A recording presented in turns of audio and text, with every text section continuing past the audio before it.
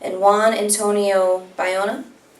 The tree has been always an allegory for spiritual growth. Dabo Sweeney said, "I'm always just focused on being great where I'm at and blooming where I'm planted." Elizabeth Appel said, "And the day came when the risk to remain tight in a bud was more painful than the risk it took to blossom." And now Kathleen will share her lesson on her trip to Unity, Take 1. It's so good to be back. Glad you met. If I could get on the stool, I would be fine. Okay, here we go. All right. Yeah, it's really good to be back, and I thought that this would be a great way to share my journey with you. You're all a part of it. For those of you who don't know, I just got back from Unity Village for a week of intensive classes for my master's program. And then the following week was intensive interviews. They call them L&Os for short, licensing and ordination interviews. These people want to know everything I'm doing. They want to interview us, make sure we're on track, make sure we're understanding the teachings, make sure we're not going off into left field somewhere. And it was an amazing, stressful, great experience. So I'll start with the end. I passed everything. I'm still good. Okay, so there is no concern. When you go to L&Os, there are two options. You are either have no concerns or you are on concern. And I have no concerns at this point. All right. I mean, I have some concerns, but they don't have any concerns, right? So what I did was I drove out there. I left on Tuesday after work. I left at 3 p.m. a week ago Tuesday and drove. I was driving to Missouri. Why? Why would you drive, Kathleen? Because I can take whatever I want to bring with me in my car. I can't do that on an airplane. And then I'm at the mercy of when does the plane arrive? When is the shuttle going to get there? The shuttle is expensive, by the way, because the airport is almost an hour away from Unity Village. So it's a challenge. So I prefer to have my car because also there's no restaurants on the campus of Unity Village. So you still have to go out to eat for dinner. They provide breakfast at the hotel, and then lunch we can get at the bookstore. You can get sandwiches and stuff. They have a marvelous bookstore there. By the way, I'm kind of thinking about maybe doing a little journey with this congregation either next year or the year after to Unity Village. Yes. Wouldn't that be fun? Yeah, we'll figure that out. You know, logistics and all that stuff and how to get there, but it might be fun to either go out for a specific retreat that they have going on, or just to go out and just to visit. We can get a tour with a couple of... 2020 sounds good. 2020 sounds good, yeah. I'm still in school, so we got to figure that all out, but we'll look at it. So the good news is I'm on track to graduate June of 2021. It is a 5-year program if you only take 2 classes per semester every year for 5 years. So that's, 2 master's level classes a month or a semester is enough, especially when you're working full-time and you're a spiritual leader of a church. So a lot going on. And that was the focus of my L&O intensives. There are 2 teams of ministers that interview you. You have to give a 7-minute talk. And you know what I talked about? I talked about you guys. I talked about release and embrace. That series of talks that I did during Lent. Now, I switched it up a little bit. I'm going to tell you a secret. Don't post this on wherever it goes. I'm just teasing. I did not tell them that I didn't care for the Lenten booklet, and so I changed it from Fast and Feast to Release and Embrace. I told them, we finished Fast and Feast and we want to keep going, so let's take it up a notch, right? So that worked too. Yeah. And these 7-minute talks, it gives them an idea of our style of speaking. It gives them an idea of what we're talking about. They ask us to make sure we put in certain components. I have to have a Bible verse, I have to have a quote from a Unity author, I have to, there's lots of different components. It's a lot of work. And when I thought about how am I going to share this with all of you, I thought, wow, there's a lot to this that you don't even realize. Because you've got these ministers who have been ministers for at least 5 years, if not longer, judging. Right? At least it feels like judging. They're really not. They're actually there to help me. They're actually there to coach us, is the best way I can put it. So my 7-minute talk for the first team of ministers, have no idea if I hit the time level or not. Because the minister, the head minister that was on the panel distracted me. He got confused and thought that my time was up already. I was only 2 minutes into the talk, and he raised his hand as if I was supposed to stop. And I thought, this, what's wrong with this? And he went, oh, my mistake, sorry. And I had to get back on track. And you know what? I did. He did that on purpose. He didn't. No, I don't think, I think it was an honest mistake because he was using someone else's phone. Yeah, and it was funny. And the second minister whose phone they were using to time it, she had wild purple hair. It was like neon purple. I'm not talking like the dark burgundy, I'm talking like wild purple hair. She was a hoot. She was so funny. She was going out of sequence. They have a list of 7 to 10 pages of questions that they can ask us. And each minister will ask a question. After your talk is done, they will ask you a question. And so the questions go like this. Tell us a time when you had a conflict with a member of your board, what you did, what you learned from it, and how you do it again. Yeah. So, like first of all, 4-part questions when you're nervous is hard to remember. And so you have to try and make sure you hit the answers for all 4 parts.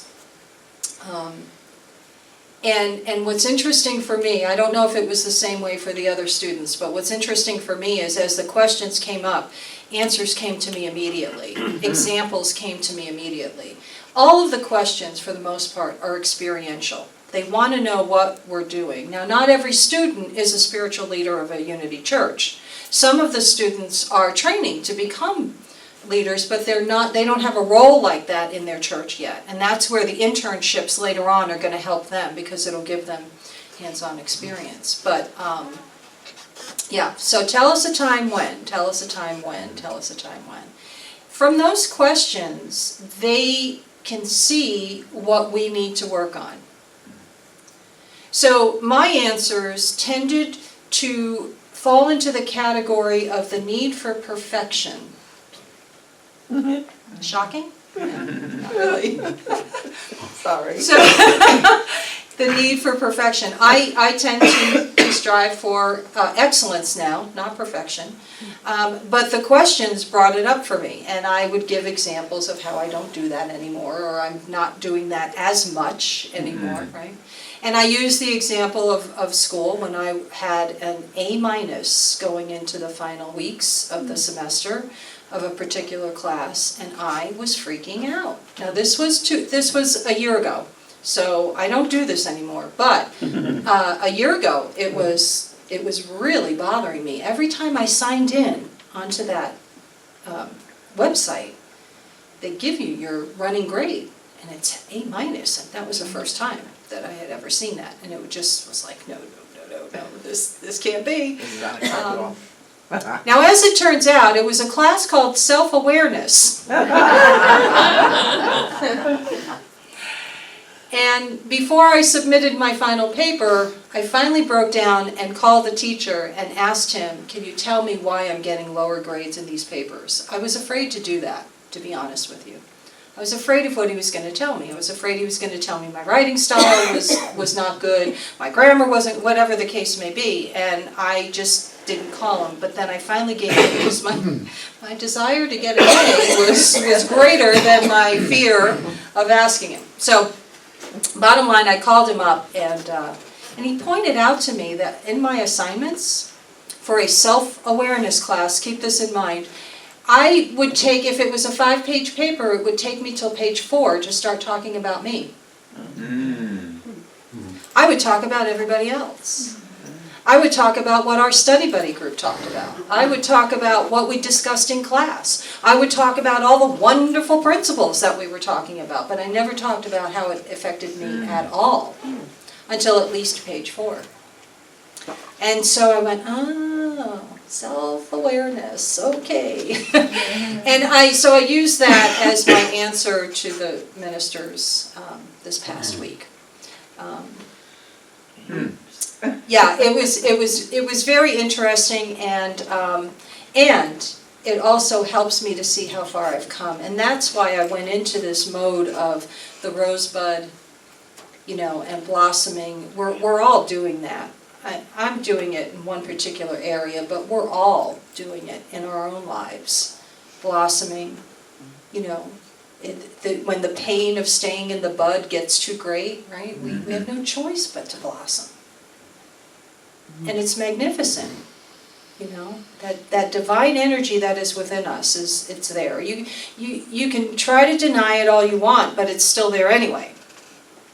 And that's what's happening. So, the week before I was in youth and family ministry class, and so we got to be kids. For that one day, it was a long day. It was 8 hours of demonstration. We had to do a 10-minute children's talk.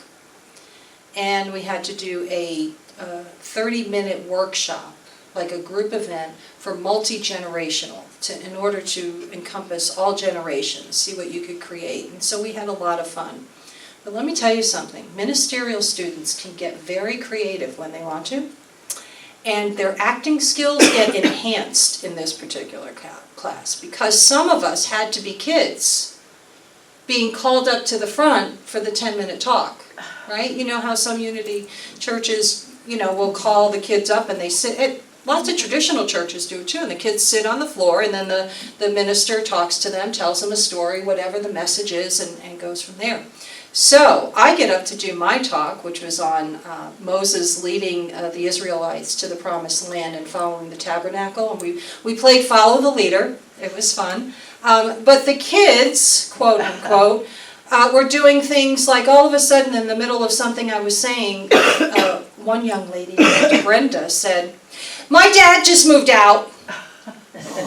And we were trying to, not trying to throw the speaker off too much, but just enough, because that's what kids do. Yeah.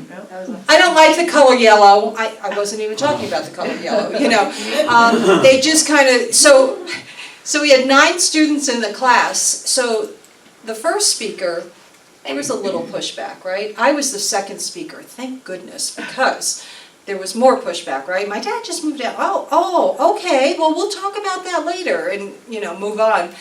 By the 9th speaker, we were rowdy. Oh my goodness. I said to our teacher, Reverend Diane Benzera, I said, I didn't know we were going to enhance our acting skills like this, because I got really good at I played a little girl who was at the church for the first time, and I was Catholic in my upbringing, and I shouted to my mother towards the middle of the talk. I went, "Mom, I want to come back here. I like this church," and it was just like in the middle of interrupting everything. But we had some great interaction with each other, and every single class that I've taken, we get to know each other a little bit more and a little bit more and a little bit more, and then being in the energy, like we're on computers, right? We're in this little square box on the computer, and they only see from here up.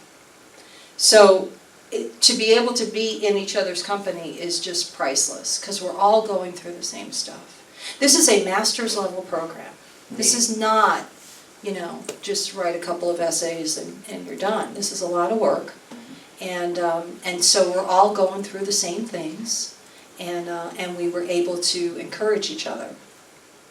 So in preparation for our L&O interviews, we all worked together. We had the whole patio area at one point was filled with all of us students, and we were going back and forth asking each other questions, What's the difference between spiritual counseling and psychological counseling? I don't know. No, I did know. But they kept coming up with these different questions, and different students got different types of questions, and the reason is because they've had either more classes or less classes, right? So I got a question about being in a cultural bubble. And I knew that was from a class called Inclusive Ministry, which I haven't taken yet. And I decided that I wasn't going to say that as an answer. We are perfectly entitled to say that. We can say, I have no idea what that is, and I know I'm taking that class in the fall, and I'll get back to you in January when we do this again. And but I didn't do that. I talked about a cultural bubble as it pertains to me in the fact that I moved from Florida, having been there for 28 years in a particular cultural bubble, and now living in Hartford, which is a city which is quite different from where I was, and how I'm still working on that. It's an adjustment. It's an adjustment. I love it. I'm very happy where I am, especially with furniture, as you all know. So, but it's interesting, and I didn't tell them, oh, I haven't had that class. Give me a different one. Give me a different question, right? So, all in all, it was a wonderful process, but it is stressful, and I never ever remember that when I go back for the next round. I don't remember how stressed you can get. And the beauty of this is when we talk about things here like prayer, meditation, using these tools, etc., there's a reason for it, because it helps with every area of our lives.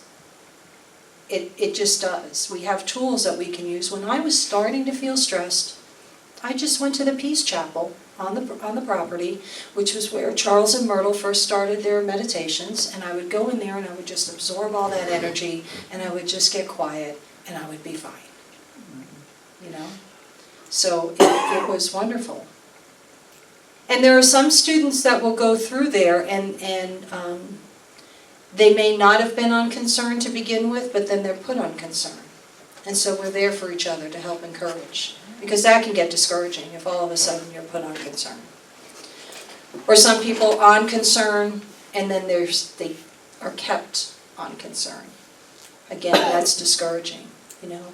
So part of our job is there's this hidden curriculum of things that we get to do where we get to support each other.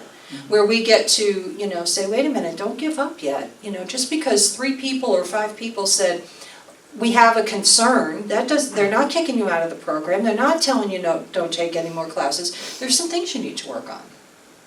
And that's where an open mind and an open heart will help, because we all have things to work on. Would you agree with that? Oh, yeah. Yeah. I would agree with that too. So this is Unity Village. This is just one picture of there. The fountains are going. The fountains go from April until October, I think. Depending on the weather, they don't have the fountains going all the time because, of course, the weather, winter-wise, gets very rough out there. And so I just thought I would share that one picture with you. But we had a blast, and some of the students I started out with 3 years ago, they're graduating tomorrow. And so I'm going to invite you to just hold them in your hearts.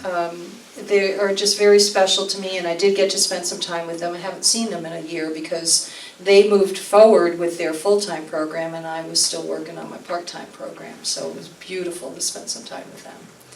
And that's what I'm doing. I have no classes this week, and the new semester begins a week from tomorrow.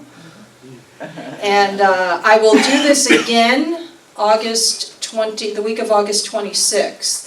So I will not be here August 25th that Sunday or the following Sunday, September 1st. And then I'll be back again, and we will do my trip to Unity Village, take 2. And I'll just share it with you, because again, I get to do this because you guys have welcomed me into this fold.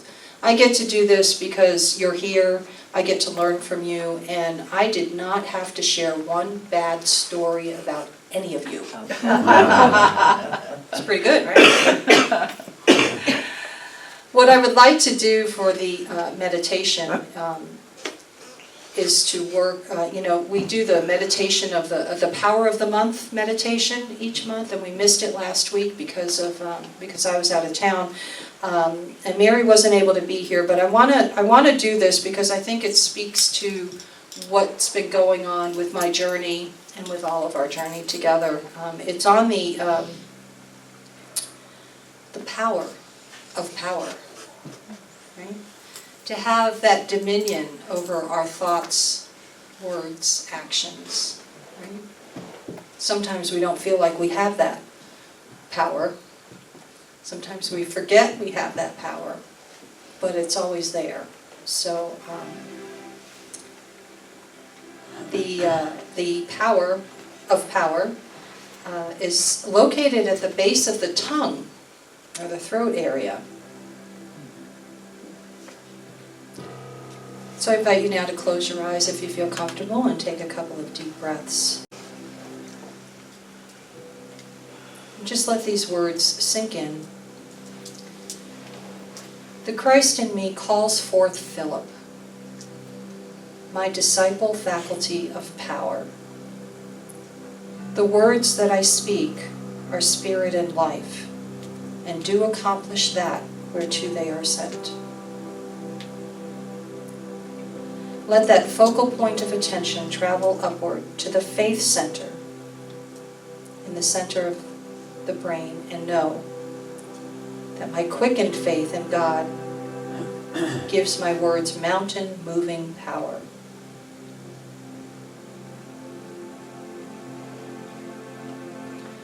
Power is one of the 12 attributes of man, to be awakened by our higher self and developed as part of our spiritual nature.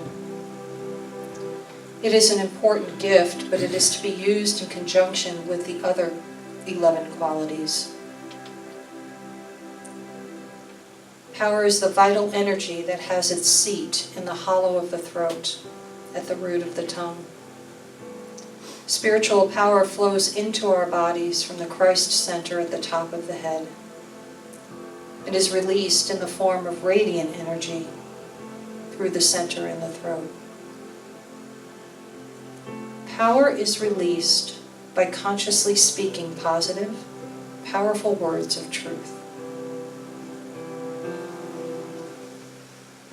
The first outpouring of spiritual power may so awaken our desire to share the truth that we are tempted to overextend ourselves in trying to pass it on to others. But we can only serve as channels for power. We cannot store it and then release it. We must keep both ends of the passage open if we are to have spiritual power available for our use. It is through opening the inlet by prayer and receptivity to God, divine mind, that we fill our power channel to release good into our world.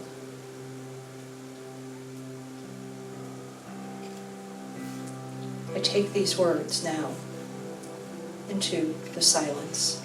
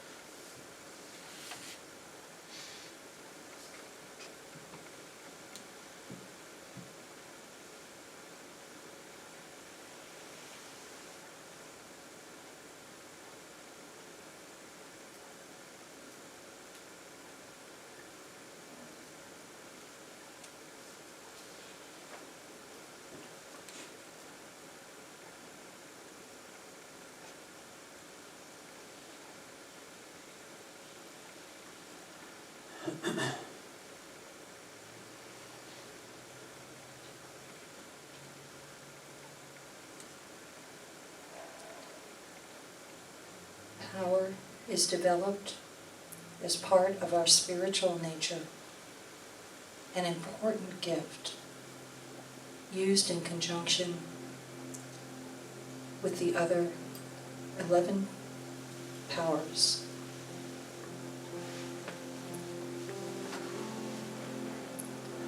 Divinity in action.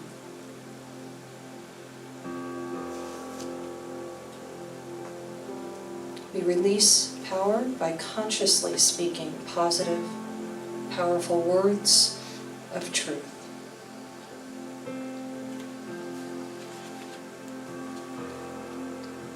And so it is.